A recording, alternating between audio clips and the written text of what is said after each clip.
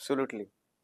Digital boards are here, animations are being used, various AI tools are being used, and it is high time when you will see every classroom of India to be transferred into the digital classes.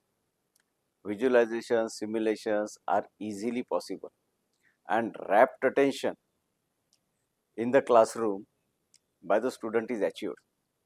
So teaching is no longer boring, and teaching time is considerably reduced with digital classes. ICAD launched its digital classes in March 2024, and it is about to launch digital classes version 2 by March 2025 with real life application and easy to understand videos of difficult concepts. And now it is time for the upgraded version, and now not a time to debate whether which is better, whiteboard or digital board.